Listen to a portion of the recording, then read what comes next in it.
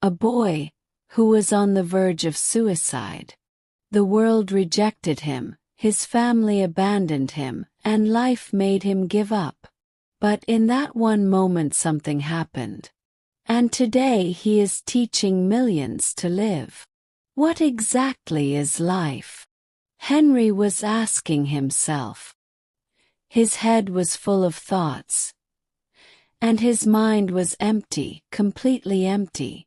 Henry was a simple and confused boy, but he was a boy with many dreams. He grew up in a middle-class family in the city of Houston, and his mother was a housewife. His father worked in a private company. Education was very important in the house. But there was no one to talk about feelings. Henry was calm and friendly since childhood. He did not shout loudly, did not argue with anyone, and never tried to attract anyone's attention. He was smart in school but not exceptional. The teacher would look at him after answering. He would say, "Okay, next answer." He didn't mind it much. But gradually he started to feel that I was nothing special. When Henry entered college, he had many things on his mind. He wanted to do something different to make an identity. But he quickly realized that there was a big gap between expectations and reality. When his first semester results came in, he was shocked. His grades were below average. For the first time he saw his peaceful life breaking down before his eyes. His father looked at him with disdain. And he only said one sentence. "If Mark doesn't do well next year, you'll have to stay home. We won't spend money on you again." Those words were like the edge of a sword. And Henry's soul was broken by the blow of that sword.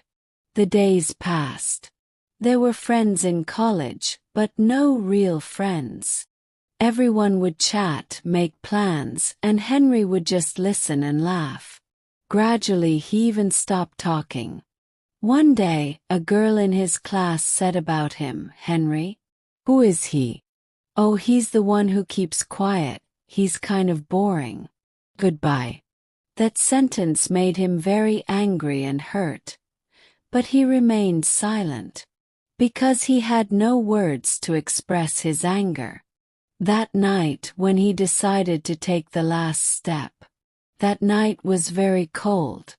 The sound of the wind outside, and Henry's breathing inside was heavy. He decided to go to the roof. And he didn't think much. His mind was tired. And he was thinking, this life is not for me. He was so determined that there was no question, only a decision. Standing on the roof, he closed his eyes. He felt that now one jump, and everything would be over. No one would be hurt. Perhaps the world would not even remember him. But at that moment, something flew in the wind and came to his feet. It was an old, torn book, Thoughts of Swami Vivekananda. Out of curiosity, he picked it up, and a sentence on the front page came before his eyes. "Arise, awake, and do not stop until the goal is achieved." That one sentence stopped his life for a while. But not death, and thoughts stopped too. Tears came to his eyes. And for the first time he asked himself emotionally, "Am I really finished? Have I not even begun yet?" This was the last step, and Henry went back down that step. But this time not to give up, but to fight. The night was over. But something else had happened. Henry's eyes were still sleepy. But for the first time, the picture of tomorrow was standing in his eyes. He kept that book on his table that night. Thoughts of Swami Vivekananda was once an inspiring sentence. Now it had become a lifeline for Henry.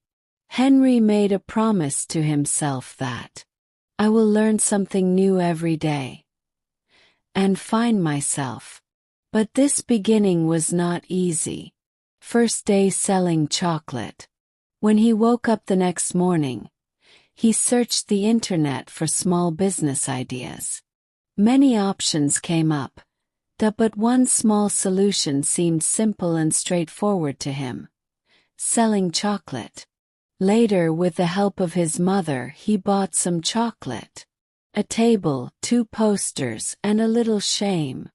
But still, he stood in the college's fire area with determination. Some people were coming, watching, and some were even laughing. Henry. What, Henry, are you a salesman now? Do you sell chocolate? Isn't it a home business? Will you sell samosas tomorrow, Care? Laughter, taunts, meanness, and all this was falling on his ears. But he remained silent. But when the first person took the chocolate from him, there was a sparkle in his eyes. He felt the joy of doing something with his own hands. That day, Henry earned only 13 rupees. But that day was the first earning day of his life. And that day he started loving himself a little more. Next, something new every day. For the next few weeks, he had given himself a challenge that every day I would try a new product, a new experience. Sometimes he would sell stationery, sometimes handmade cards, sometimes small pamphlets offering study books. He was learning how to talk to people, how to handle people's opposition, and most importantly, how to find learning even in failure. He thought about this. Sometimes he would have 0 sales. But he never stopped. The girl and a changed relationship. One day, Henry was sitting alone in the college library studying. Meanwhile, the same girl who had once laughed at him, her name was Lisa, came closer and said, "Henry, can I come and ask you something?" Henry raised his head skeptical for a moment, but then smiled and said, "Yes, why not? You can ask. You sell something new every day, don't you? And yet you always remain calm and steady. People laugh and you go in front smiling. How is this possible for you?" Henry thought for a while. Then he said, "Maybe because I now consider laughter to be an experience. Before, laughing was considered an insult. Now it teaches me." Lisa was watching. There was respect on her face, which Henry saw for the first time. After that day, she would stop by Henry's table every day to buy something. It was a new relationship being formed, one based on respect, and acceptance of each other's struggles. 3 years passed. Henry's confidence had now turned into a brand. He decided that what he learned by believing in himself, he now wanted to pass on to other children. Later, he started a small online platform, Believebox Idea, in which he was uploading a video every week. Failure is not the end. How to overcome shame and fear. Why is it important to believe in yourself? First, there were only 5 views. 4 of them were from his friends. But he didn't want to stop. When everything seemed to be over, that's where the real journey began. The Believebox Idea gradually grew. People joined. But his videos didn't have a script, but there was a truth. Henry stands on the TEDx stage today. In front of thousands of people, he says a sentence. "I had decided to die, but one sentence forced me to live." Some of the audience goes silent, and Henry continues. It's not always that you need someone to save you, but sometimes a thought, a moment, a torn book can change your life. The Believebox Idea was no longer a small name. It had become a platform that guided the lives of thousands of young people. But for Henry, This was not just a success of views or subscribers. For him, it was a vow. The path to success was not easy, though. Henry used to write scripts, shoot, edit videos to create his own videos every day. And at the same time, he had to juggle college assignments, presentations, and the growth of his startup. Sometimes in his life, he felt that sleep was a luxury. But he had made a rule for himself. He who dreams big has a longer day than others. He says that self-belief is a weapon. One day a DM approached him and said, "Sir, I was thinking of committing suicide. But after watching your video Light in the Darkness, I hugged my mother tightly and thanked her for her thoughts."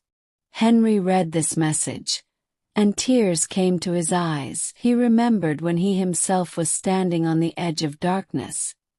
And now, he is saving someone else from that edge. Henry said to himself, our suffering can be a guide for others.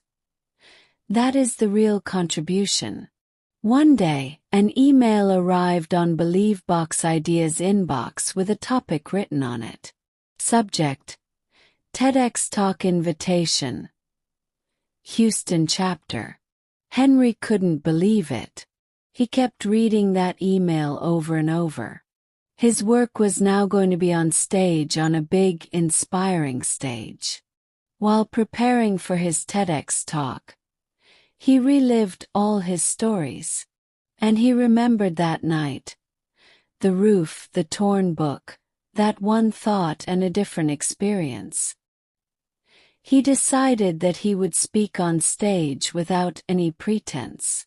Only the truth, only his own story. I learned to live because I have avoided dying. This was the end of his speech, and the audience burst into applause. That day, Henry felt for the first time that my existence has meaning, and I have fought for that meaning. Now the TEDx speech was spreading online. People gave good feedback, praising his work.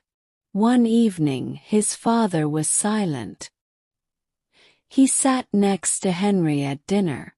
And suddenly he said that the speech you gave, that we both saw your TEDx speech. You spoke very well. We felt proud. Henry paused for a moment, because this was the sentence he had been waiting to hear for years. But he just smiled and said, "Thank you, Dad." That night, his mother sat in front of him and said to Henry, "I never knew that my son was enduring so much, and yet inspiring others so much." Henry's smile came from his eyes, because that day was a good day for him to forgive. As the BelieveBox idea grew, Lisa was with him. She was now working in his team. She was now supporting him in everything: content writing, feedbacks, replies. One day she said, "Henry, this work of yours is very big. But sometimes I wonder, do you live for yourself? Or for everyone?" Henry thought for a while. And then he said, "My life is mine. But if I had lived it only for myself, maybe I wouldn't be standing here today." Tears welled up in Lisa's eyes. And that evening their relationship blossomed anew. BelieveBox idea was no longer just a YouTube channel or a motivational project, but it was a movement. BelieveBox idea was a support for children and young people who were losing their self-confidence, and who were stuck in suicide, depression, and comparison.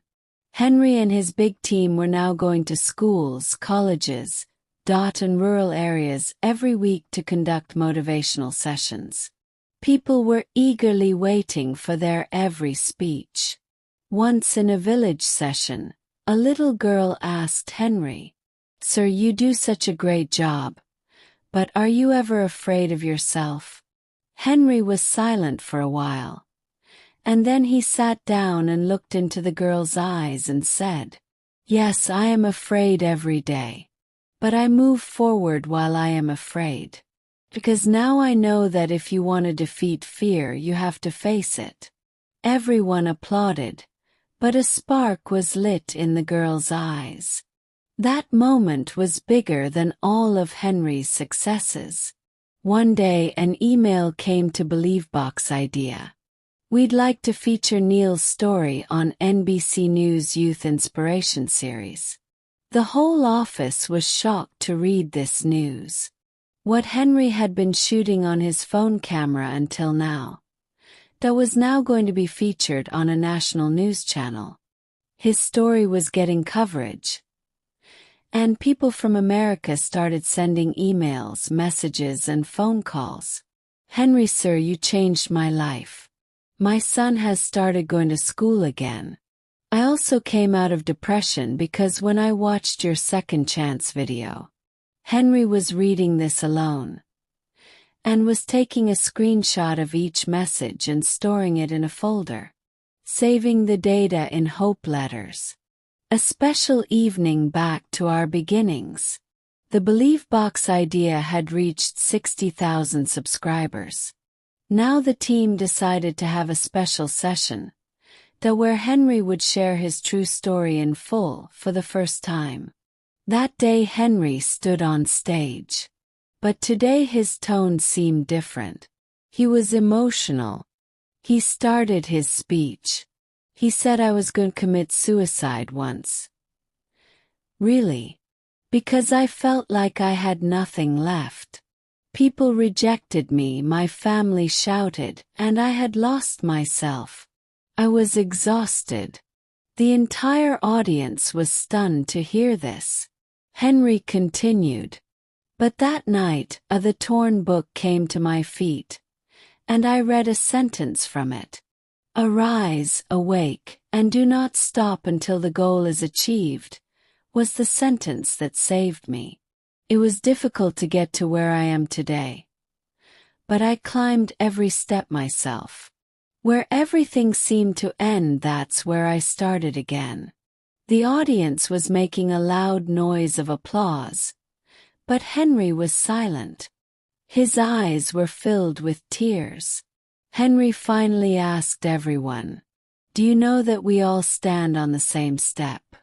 It may seem like the last step, but it is the beginning of our next journey. If the world laughs at you, rejects you, if there is no one to stand by your back, but there is only one person who can make you stand up again in life. That is you yourself. No matter how dark the world is, if you light a small lamp, the whole path can be illuminated. Henry stepped down from the stage, and the audience stood and applauded. Lisa stood next to him and said softly, the last step was really the beginning, Henry. Henry smiled and said, yes. And now I'm curious to see how many more steps there are to climb. If this story has touched your heart, if Henry's story has changed your mind, then give it a like, share it with your friends, and subscribe to BelieveBox Idea to see more inspiring stories like this. Because maybe the next step is for you.